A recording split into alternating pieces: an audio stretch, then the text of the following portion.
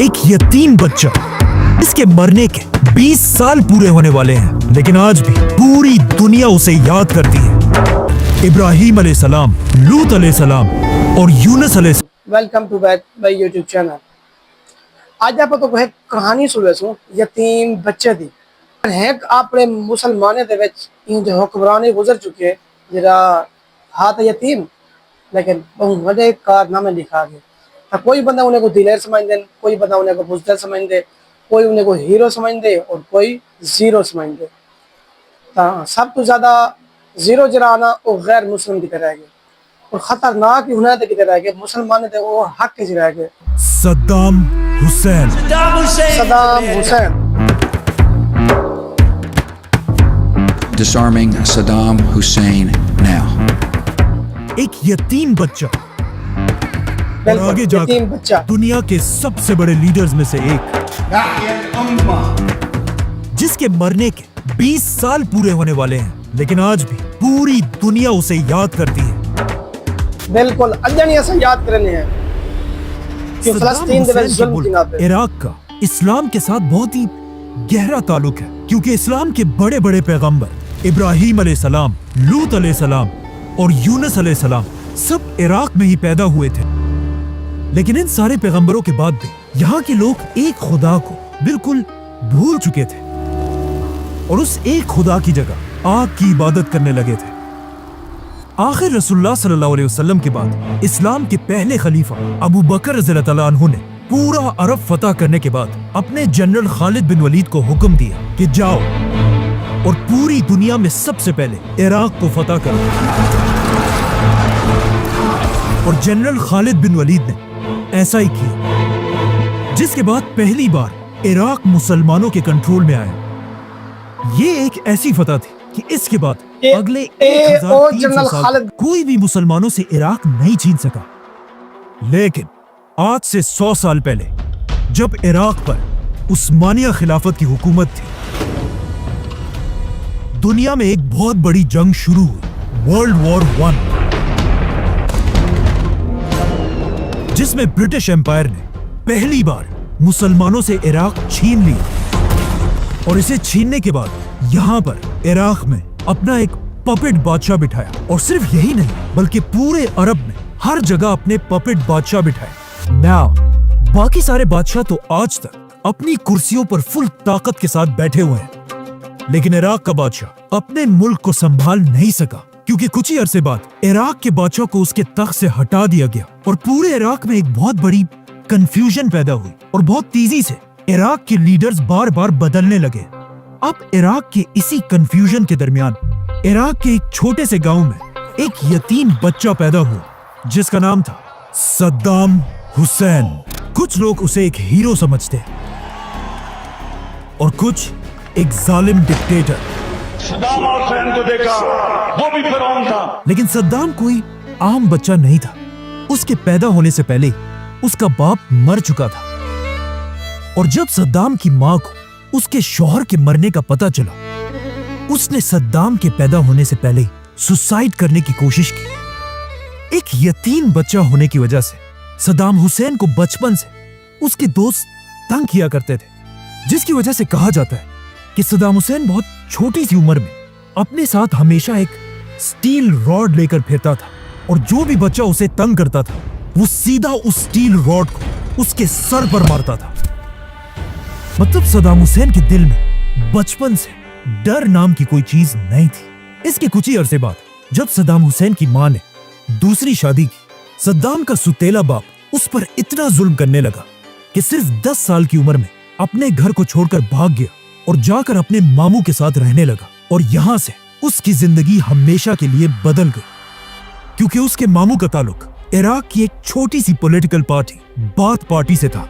इस पार्टी में सिर्फ 100 या 200 लोग थे।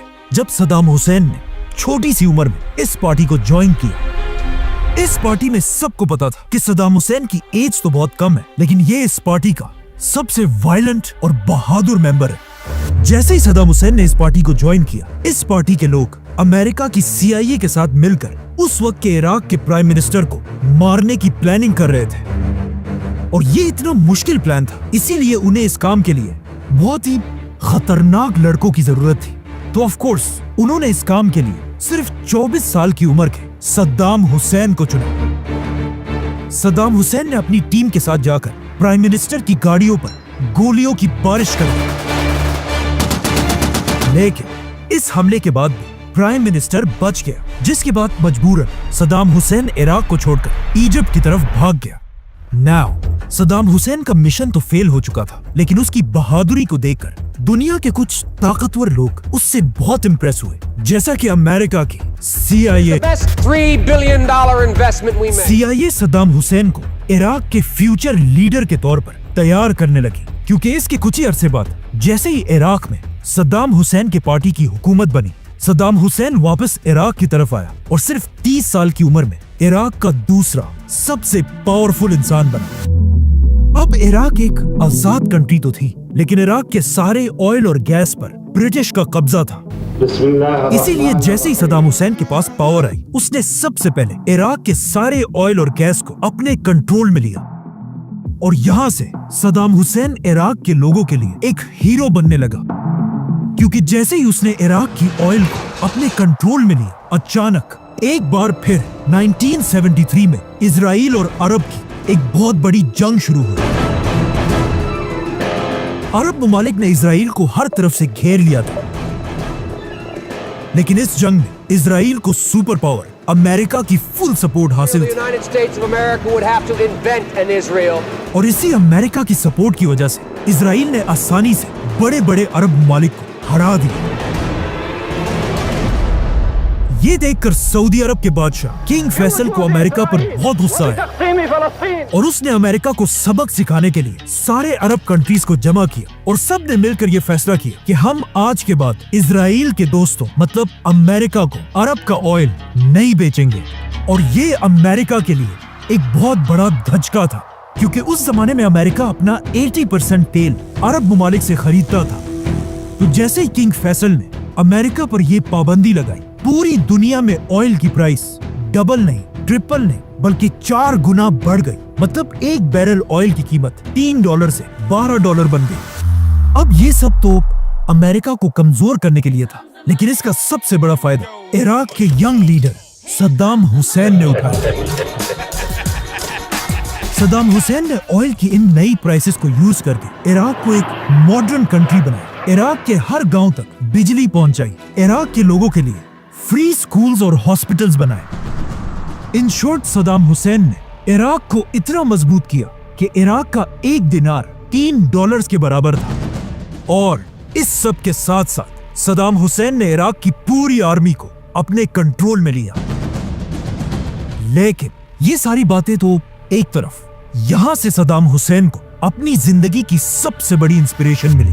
अमेरिका में हॉलीवुड की एक फिल्म रिलीज हुई, द गॉडफादर, जो एक माफिया डॉन कॉर्लियोन फैमिली की कहानी है। In my home, in my bedroom. कहा जाता है कि सद्दाम हुसैन को ये फिल्म इतनी पसंद है That was his favorite film. He loves to watch the movie The Godfather. कि उसने अपनी पर्सनैलिटी बिल्कुल बदल दी और इस फिल्म की हर चीज को कॉपी करने लगा। मतलब जैसे कपड़े गॉडफादर का हीरो पहनता था, वही कपड़े सद्दाम हुसैन भी पहनने लगा। जैसी टोपी वो पहनता था, सद्दाम भी वही टोपी पहनने लगा। और सबसे इंपॉर्टेंट, दोनों बिल्कुल एक ही स्टाइल में सिगार पिया करते थे।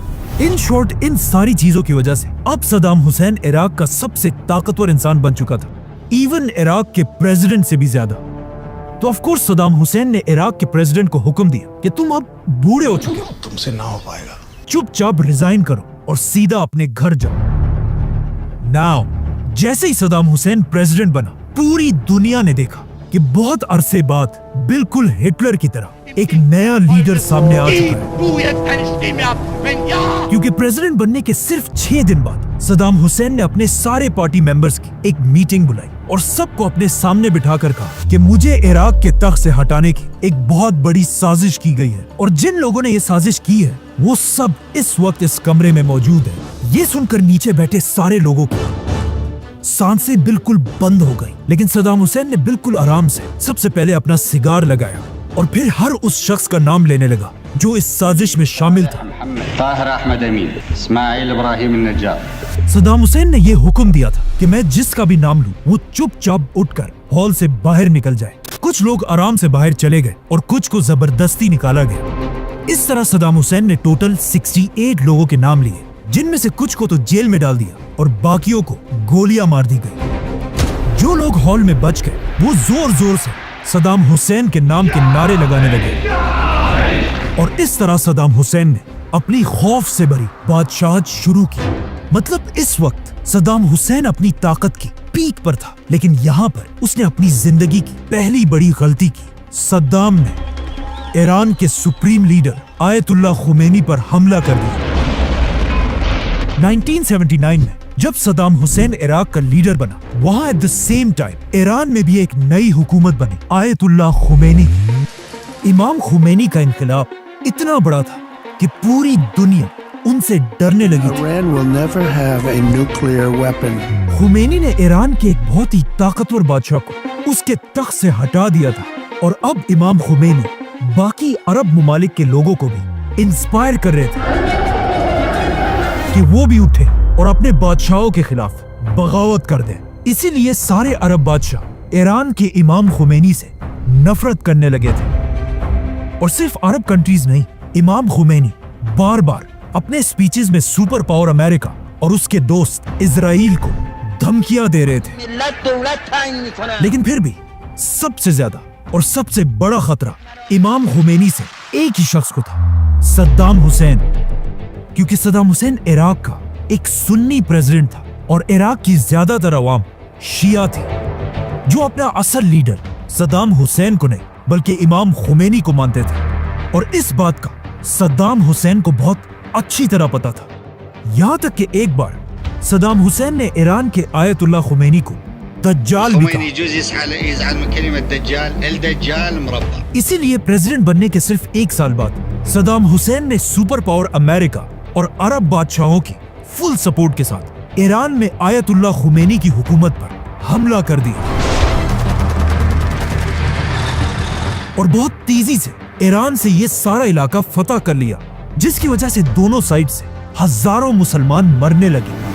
नाउ एक तरफ पूरी दुनिया के सपोर्ट के साथ सद्दाम हुसैन था और दूसरी तरफ अकेला इमाम खुमैनी। लेकिन फिर भी सद्दाम हुसैन ईरान का कुछ नहीं बिगाड़ सका और जंग के कुछ ही अरसे बाद सद्दाम हुसैन ने खुमैनी के साथ सीज फायर करने की कोशिश की, लेकिन इस बार इमाम खुमैनी ने ये जंग बंद करने से इनकार कर दिया, क्योंकि इस जंग से एक बहुत लंबे अरसे के बाद पूरी ईरानी कौम एक ही लीडर इमाम खुमैनी के पीछे यूनाइट हो चुकी थी। जिसके बाद इमाम खुमैनी ने ऐलान किया कि अब यह जंग सिर्फ तभी खत्म होगी जब इराक के प्रेसिडेंट सद्दाम हुसैन को उसके तख्त से हटा दिया जाएगा। और ये ऐलान करते ही ईरान ने सद्दाम हुसैन पर हमला कर दिया और ये सारा इलाका फतह करने के बाद ईरान की फौज पहली बार इराक के अंदर घुस गई। अब तक इराक अपना सारा पैसा ऑयल बेचकर कमाता था, इसीलिए खुमैनी ने इराक के ऑयल बेचने के सारे रास्ते बंद कर दिए, जिसके बाद इराक की पूरी फौज हर तरफ से पीछे हटने लगी। अब फाइनली सद्दाम हुसैन डरने लगा था, क्योंकि उसकी हुकूमत के पास पैसे बिल्कुल खत्म होने वाले थे। तो सद्दाम हुसैन मजबूरन हर किसी से, अमेरिका, सऊदी, कुवैत, सबसे कर्जे लेने लगा। मतलब अब सद्दाम हुसैन के हालात इतने खराब हो चुके थे कि एक दिन एक बहुत ही इंपॉर्टेंट मीटिंग में इराक के हेल्थ मिनिस्टर ने अपने प्रेसिडेंट सद्दाम हुसैन से कहा कि मिस्टर प्रेसिडेंट, मेरा ख्याल है अब हमें इमाम खुमैनी की बात मान लेनी चाहिए और आपको इराक के तख्त से रिजाइन कर देना चाहिए। ये सुनकर सद्दाम हुसैन उसे गौर से देखने लगा और वहां बाकी सारे मिनिस्टर से पूछा कि क्या कोई और भी इस मिनिस्टर की बात से एग्री करता है। तो ऑफ कोर्स सद्दाम के खौफ की वजह से किसी ने भी अपना हाथ नहीं उठाया। जिसके बाद सद्दाम हुसैन अपने इस मिनिस्टर को घसीटकर साथ वाले कमरे में लेकर गया और वहां अपने हाथों से इसके सर पर गोली मार दी। इसके बाद सद्दाम हुसैन गुस्से से बिल्कुल पागल हो चुका था, यहां तक कि उसने अपने ही कंट्री के बागी लोगों पर केमिकल वेपन से हमला किया। आखिर जब ईरान की ताकत बहुत ज्यादा बढ़ने लगी तो सुपर पावर अमेरिका भी खुलकर ईरान के खिलाफ इस जंग में शामिल हुआ और अपने जंगी जहाजों को लेकर ईरान के बॉर्डर्स के पास खड़ा किया और इवन ईरान के एक पैसेंजर प्लेन को भी मार गिराया। जिसमें अमेरिका ने 300 इनोसेंट लोगों को शहीद कर दिया। आखिर 8 साल की खतरनाक जंग के बाद दोनों कंट्रीज ने सीज फायर का ऐलान कर दिया और ये जंग खत्म हो गई। इस जंग में दोनों मुल्कों को कोई फायदा नहीं हुआ और 10 लाख मुसलमान फॉर नो रीजन मारे गए। और इस जंग का फायदा सिर्फ 2 कंट्रीज को हुआ, चाइना और इजराइल, जो इराक और ईरान दोनों को वेपन्स बेचकर पैसा बनाते रहे। आखिर इस जंग के खत्म होने के बाद इराक की इकोनॉमी दोबारा ऊपर जाने लगी और सद्दाम हुसैन की ताकत दोबारा बढ़ने लगी। ये देखकर अरब कंट्रीज ने सद्दाम हुसैन से कहा कि अब सब ठीक हो चुका है, तो अब मेहरबानी करो और हमारे बिलियंस ऑफ डॉलर्स का कर्जा वापस दो। जिस पर सद्दाम हुसैन ने कहा कि कौन से पैसे? ईरान के आयतुल्लाह खुमैनी के साथ ये जंग तो मैंने तुम लोगों के कहने पर की थी और अब तुम सब मुझसे पैसे मांग रहे हो। निकलो यहां से, 1 रुपया भी मैं किसी को नहीं दूंगा। अभी तक पूरा अरब सद्दाम हुसैन के साथ खड़ा था, लेकिन अब सद्दाम हुसैन की ये बदमाशी देखकर अरब के बादशाह उसके खिलाफ होने लगे और स्पेशली कुवैत का बादशाह। कुवैत इराक के बॉर्डर के पास एक बहुत ही छोटी कंट्री, लेकिन ये छोटा सा मुल्क दुनिया के सबसे बड़े ऑयल कंट्रीज में से है। इसीलिए जैसे ही सद्दाम हुसैन ने कुवैत को उसका कर्जा वापस देने से इनकार कर दिया, कुवैत ने जानबूझकर सद्दाम को कमजोर करने के लिए अपने ऑयल की सप्लाई बढ़ा दी, जिससे पूरी दुनिया में ऑयल की प्राइसेस नीचे आने लगी। और ये इराक की इकोनॉमी के लिए एक बहुत बड़ा धचका था, जिससे सद्दाम हुसैन को बहुत गुस्सा आया और उसने सोचा कि इस छोटे से मुल्क कुवैत की क्या औकात है कि ये मुझे सद्दाम हुसैन को आंखें दिखाए। इसीलिए 1990 में अचानक रात के 2 बजे सद्दाम हुसैन ने अपनी पूरी ताकत के साथ कुवैत पर हमला कर दिया। कुवैत का साइज इराक से 25 गुना छोटा था, इसीलिए सिर्फ 2 दिनों में सद्दाम हुसैन ने पूरे कुवैत पर कब्जा कर लिया।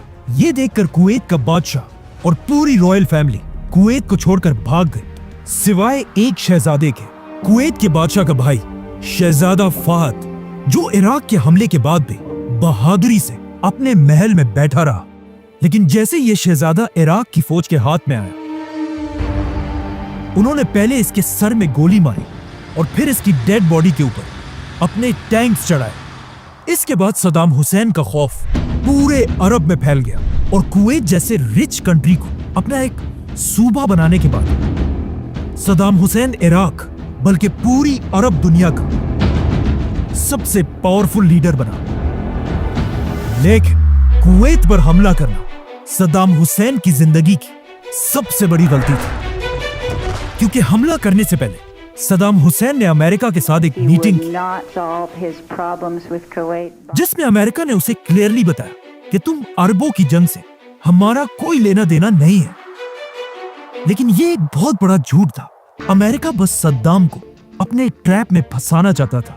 इसलिए नहीं कि अमेरिका को कुवैतियों की कोई परवाह थी, बल्कि इसलिए कि अमेरिका चाहता था कि सद्दाम हुसैन को एक बहाना बनाकर वो हमेशा के लिए अरब दुनिया की तरफ अपनी आर्मी भेजे और वहां पर अपने बेसेस बनाए। और बिल्कुल ऐसा ही हुआ।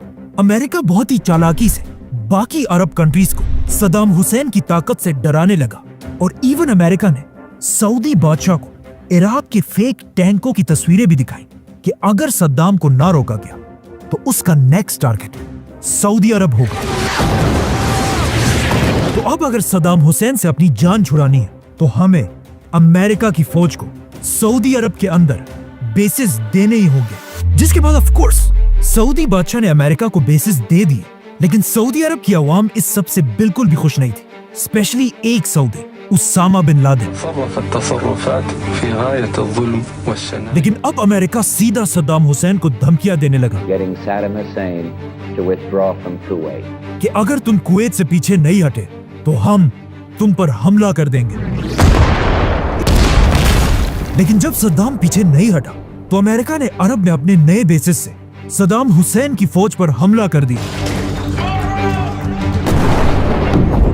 और सिर्फ 1 महीने में पूरे कुवैत को दोबारा आजाद कर दिया। लेकिन कुवैत से भागते भागते सद्दाम ने एक काम ऐसा किया जिसकी वजह से आज तक दुनिया में बहुत सारे लोग उसे एक हीरो समझते हैं। जैसे ही अमेरिका ने इराक पर हमला किया, सद्दाम हुसैन को पता था कि वो अमेरिका का तो कुछ नहीं बिगाड़ सकता, इसीलिए उसने पहली बार अपने मिसाइल्स का रुख अमेरिका के दोस्त इजराइल की तरफ किया। Iraqi troops were to enter, we would act. और इजराइल के कैपिटल पर 40 मिसाइल से हमला कर दिया। इजराइल पर इस हमले के बाद अमेरिका, सऊदी और इजराइल सबको समझ आ गई कि अब सद्दाम हुसैन को हटाने का वक्त आ चुका है। तो अब जब पूरी दुनिया सद्दाम हुसैन के खिलाफ हो चुकी थी, तो सद्दाम हुसैन ने भी ये देखकर अपने आप को बिल्कुल बदल दिया। मतलब अब तक जो सद्दाम बिल्कुल एक लिबरल और सेक्युलर आदमी था, अब अपनी हर स्पीच में और हर जगह जाकर इस्लाम और मुसलमानों के हक की आवाज उठाने लगा। सद्दाम हुसैन ने इराक के हर स्कूल में कुरान पढ़ने को एक लाजमी सब्जेक्ट बनाया। वो सद्दाम हुसैन जो अब तक खुद भी शराब पीता था और बाकियों को भी पिलाता था, उसने पूरे इराक में शराब पीने पर पाबंदी लगा दी। पहली बार इराक के झंडे पर अल्लाहु अकबर लिखवाया गया और इवन सद्दाम हुसैन ने अपने जिस्म से कई लीटर खून निकालकर अपने ही खून से कुरान लिखवाने का हुक्म दिया। और ये सब सद्दाम हुसैन सिर्फ इसलिए कर रहा था ताकि अब उसकी आवाम अल्लाह और इस्लाम के नाम पर उसे सुपर पावर अमेरिका से बचा सके। लेकिन अब ऐसा करना इम्पॉसिबल था, क्योंकि अमेरिका ने सद्दाम हुसैन की हुकूमत पर इतनी पाबंदियां लगाई थी कि वो एक कतरा भी तेल का किसी को नहीं बेच सकता था, जिससे उसकी इकोनॉमी बिल्कुल तबाह हो चुकी थी। यहां तक कि सद्दाम की हुकूमत में इराक के लोग खाने पीने की चीजों को भी तरसने लगे थे। और ये अमेरिका की पुरानी आदत है। अमेरिका के सैंक्शंस ऐसे ही होते हैं, जिस तरह एक शेर अपने शिकार को खाने से पहले उसकी गर्दन को अपने दांतों में दबोचकर उसके मरने का इंतजार करता रहता है ताकि फिर उसे आराम से खा सके।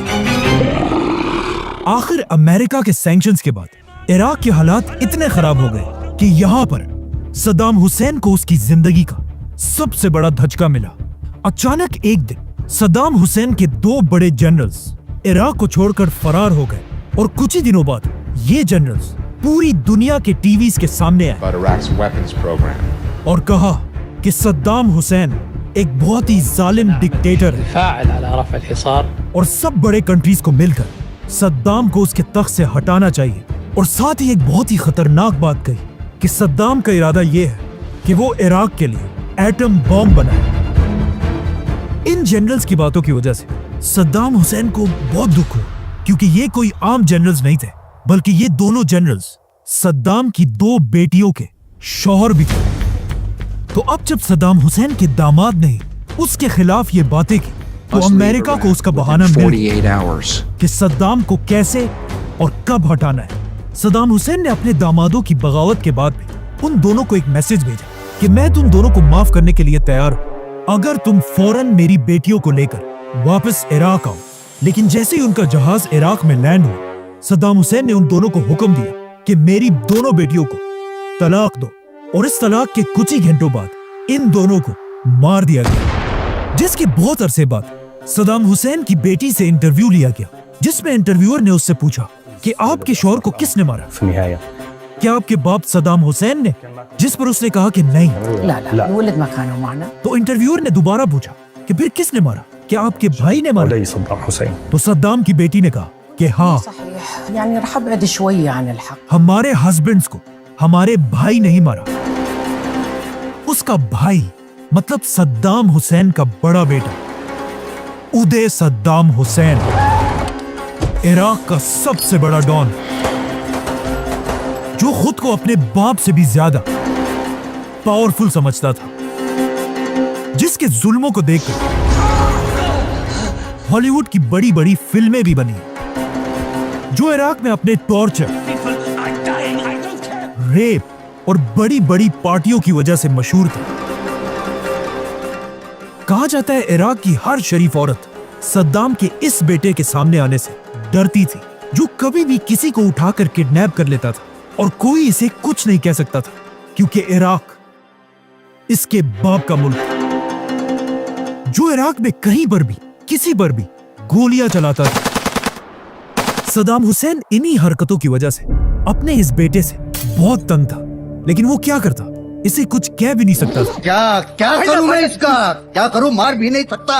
प्यार जो करता है मुझसे। जिसके गैराज में दुनिया की हर लग्जरी गाड़ी खड़ी थी, लेकिन सद्दाम अपने सारे गंदे काम भी अपने इसी बेटे से कराया करता था। इसीलिए अपने बेटियों के शौहरों को मारने का टास्क भी सद्दाम ने अपने इसी बेटे को दिया, जिसने जाकर उन्हें कुछ ही घंटों में मार दिया। अब सद्दाम हुसैन के दोनों दामाद मर तो गए थे, लेकिन उनकी की हुई बातें अब भी जिंदा थी। सद्दाम के केमिकल और एटम बॉम्ब। अब अमेरिका को सद्दाम हुसैन पर हमले का बहाना मिल चुका था, लेकिन वो बस दुनिया में किसी ऐसे इवेंट का इंतजार कर रहे थे जिससे वो आसानी से इराक पर हमला कर सके। और ऐसा ही हुआ। नई सदी के शुरू होते ही अमेरिका के वर्ल्ड ट्रेड सेंटर पर हमला किया गया। अमेरिका के प्रेसिडेंट जॉर्ज बुश ने बहुत कोशिश की कि किसी तरह इस हमले का इल्जाम वो इराक के सद्दाम हुसैन पर लगा सके और फिर इराक पर हमला करके अमेरिका वहां की पूरी ऑयल पर कब्जा कर ले। लेकिन बहुत कोशिश करने के बाद भी जब उसे कोई सबूत नहीं मिला, तो उसने मजबूरन इराक को छोड़कर अफगानिस्तान पर हमला कर दिया। लेकिन अब मसला यह था कि अफगानिस्तान अमेरिका से हजारों किलोमीटर दूर है और अमेरिका को अपने टैंक्स, जहाज और ट्रक्स इतने दूर भेजने के लिए एक बार फिर बहुत ज्यादा ऑयल की जरूरत थी। इसीलिए अफगानिस्तान पर हमले के कुछ ही अरसे बाद अमेरिका एक बार फिर इराक के सद्दाम हुसैन पर झूठे इल्जाम लगाने लगा। अमेरिका सद्दाम हुसैन के उसी दामाद का इंटरव्यू बार बार चलाने लगा, जिसमें उसने क्लियरली कहा था कि सद्दाम हुसैन के पास केमिकल और एटम बॉम्ब है। लेकिन ये सब बिल्कुल झूठ था, क्योंकि जब यूएन ने इन बॉम्ब्स को ढूंढने के लिए अपनी टीम इराक की तरफ भेजी, तो उन्हें पूरे इराक में ऐसा कोई भी बॉम्ब नहीं मिला। लेकिन फिर भी अमेरिका अपने झूठ से पीछे नहीं हट रहा था। तो अब अमेरिका जैसे सुपर पावर को रोकने के लिए दुनिया के आम लोग सड़कों पर आए। दुनिया की 600 सिटीज में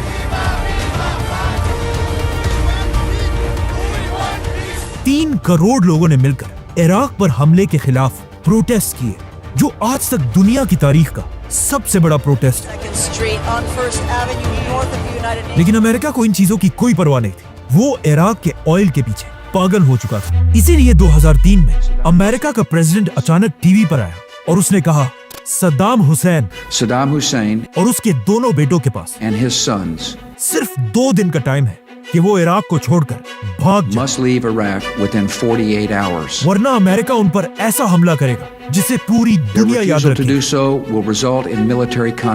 लेकिन of course Saddam Hussain America जैसी सुपर पावर की धमकी के बाद भी अपने तख्त पर बैठा रहा। सद्दाम हुसैन और उसके बेटे इराक को छोड़कर कहीं नहीं गए। तो अब अमेरिका के पास और कोई ऑप्शन नहीं था। अमेरिका ने अपनी फुल ताकत के साथ इराक पर हमला कर दिया। अमेरिका और उसके साथियों ने मिलकर इराक पर हजारों बॉम्ब्स गिराए। अब तक सद्दाम इतना कमजोर हो चुका था कि अमेरिका ने सिर्फ 1 महीने में पूरे इराक पर कब्जा कर लिया। ये देखकर ऑफ कोर्स सद्दाम हुसैन और उसके दोनों बेटे अमेरिका की फौज से भागकर अलग अलग जगहों पर छुप गए, जिसके बाद अमेरिका की फौज हर तरफ इन बाप बेटों को ढूंढने लगी और पूरे इराक में ऐलान किया कि सद्दाम के बेटों की सर की कीमत $15 मिलियन है और बाप के सर की कीमत $25 मिलियन।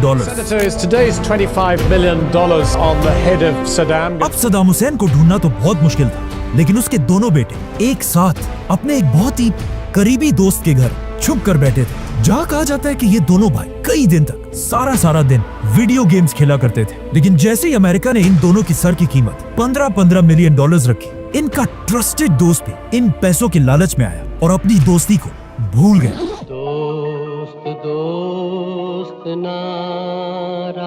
उसने सद्दाम हुसैन के बेटों को कहा, मुझे एक बहुत जरूरी काम से कहीं जाना है।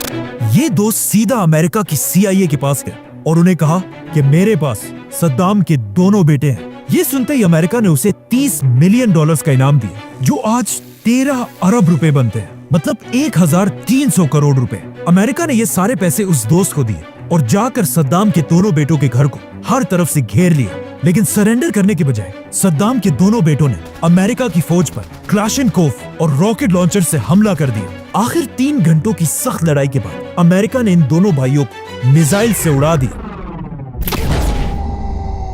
जैसे ही अमेरिका की फौज घर के अंदर गई, उन्होंने देखा कि सद्दाम के दोनों बेटे जमीन पर मरे हुए पड़े, लेकिन अब भी घर के अंदर से कोई उन पर फायरिंग कर रहा है। जब उन्होंने गौर से देखा तो उन्हें पता चला कि ये तो एक छोटा सा बच्चा है जो उन पर फायरिंग कर रहा है। ये छोटा सा बच्चा कोई और नहीं बल्कि सद्दाम का पोता मुस्तफा सद्दाम हुसैन था, जो इतनी छोटी सी एज में भी अमेरिकन के सामने सरेंडर करने को तैयार नहीं था। जिसके बाद अमेरिका ने इस बच्चे पर भी फायरिंग करके उसे मार दिया। अब जब ये खबर उनके बाप सद्दाम हुसैन तक पहुंची और उन्हें बताया गया कि आपके दोनों बेटों को मार दिया गया, तो उसने सबसे पहले पूछा कि क्या मेरे बेटों ने सरेंडर किया या अमेरिकन के साथ लड़कर शहीद हुए। तो उन्हें बताया गया कि आपके दोनों बेटे अपने खून के आखिरी कतरे तक अमेरिका की फौज के साथ लड़ते रहे। ये सुनते ही सद्दाम हुसैन ने कहा कि या अल्लाह, आपका बहुत शुक्र है कि आपने मुझे ऐसे बहादुर बेटे दिए। जिसके बाद सद्दाम हुसैन ने रेडियो पर आकर एक स्पीच की और कहा कि मेरे दोनों बेटों को शहीद कर दिया गया, लेकिन अगर मेरे ऐसे ही 100 और बेटे होते, मैं उन सबको अपनी कौम के लिए कुर्बान कर देता। आखिर कई महीनों तक सद्दाम हुसैन को ढूंढने के बाद अमेरिका को इस बात का पता चला कि सद्दाम हुसैन एक खास मछली मसगूफ बहुत ही शौक से खाता है, और इसी मछली की खबर को फॉलो करते करते सद्दाम हुसैन का पुराना दोस्त अमेरिका की फौज को उसके घर तक लेकर आया, जो एक बहुत ही खराब और टूटी हुई झोंपड़ी थी। लेकिन इस झोंपड़ी के अंदर भी अमेरिकन को कोई नहीं मिला।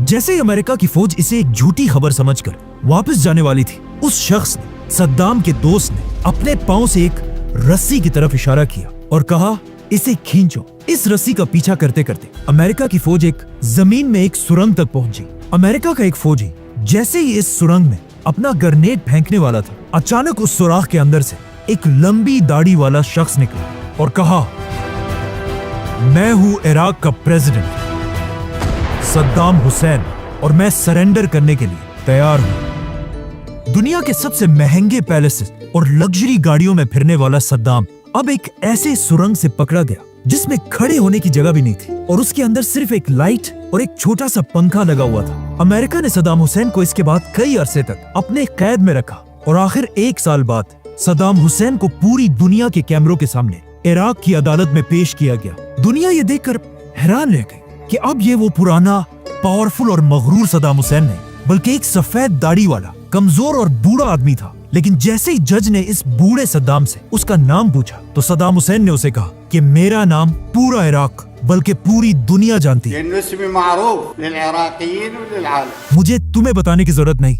मतलब अब सब कुछ खोने के बाद भी सद्दाम अपना सर झुकाने के लिए तैयार नहीं था। सद्दाम बार बार उन जजेस से कहता था कि तुम लोग कोई जज वज नहीं हो, बल्कि सिर्फ अमेरिका के एजेंट्स हो, और उनका मजाक उड़ाने के लिए बार बार अदालत में उन पर हंसता रहता था, और कभी पूरे केस को रोककर सबको नमाज पढ़ने का कहता था, और कभी पूरी अदालत का ही बॉयकॉट कर देता था। आखिर सद्दाम हुसैन अपनी इन केसेस की वजह से दोबारा एक हीरो बनने लगा था। इसीलिए 2006 में फाइनली अदालत ने सद्दाम हुसैन को मौत की सजा सुनाई। नाउ अपनी मौत की सजा सुनते ही सद्दाम हुसैन रोने धोने के बजाय जोर जोर से इजराइल और अमेरिका के खिलाफ नारे लगाने लगा, और उसने बार बार फलस्तीन और मुसलमानों के हक के लिए भी नारे लगाए। सद्दाम हुसैन की जिंदगी की आखिरी ख्वाहिश ये थी कि मुझे एक सोल्जर की तरह एक गन से शूट कर दिया जाए, लेकिन उसकी ये डिमांड रिजेक्ट कर दी गई, और उसके कुछ ही दिनों बाद उसे पूरी दुनिया के सामने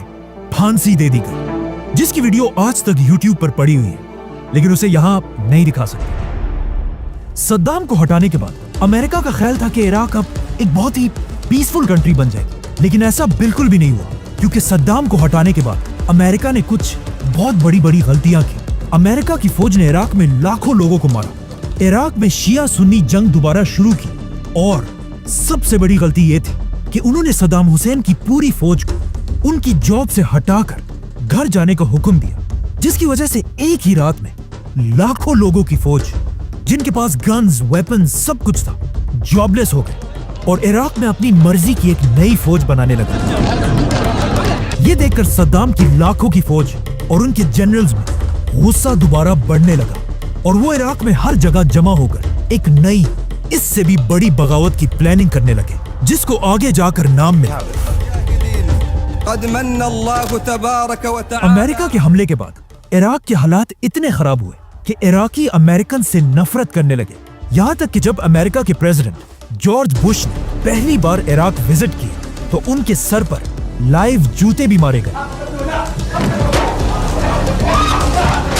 इराक पर हमला अमेरिका ने झूठ बोलकर किया था। You killed 1 million people in Iraq. और ये बात आज पूरी दुनिया मानती है। The war in Iraq was a big fat mistake. George Bush made a mistake. Saddam Hussain के फांसी के बाद पूरी दुनिया के अरब लीडर्स की एक बहुत बड़ी मीटिंग हुई जिसमें अरब के सारे बड़े बड़े बादशाह बैठे हुए थे। अचानक अरब का एक बहुत बड़ा लीडर सद्दाम हुसैन की फांसी की तस्वीर लेकर स्टेज पर चढ़ा और अरब के सारे बादशाहों से कहा कि अब भी अगर हमने अमेरिका को नहीं रोका तो मैं कसम खाता हूं कि अमेरिका इसके बाद हम सबको बारी बारी खत्म करेगा। इस लीडर का नाम था मुअम्मर कद्दाफी। और इसकी ये बात बिल्कुल सही थी क्योंकि सद्दाम हुसैन को मारने के बाद अमेरिका का नेक्स्ट टारगेट मुअम्मर कद्दाफी था। सब्सक्राइब।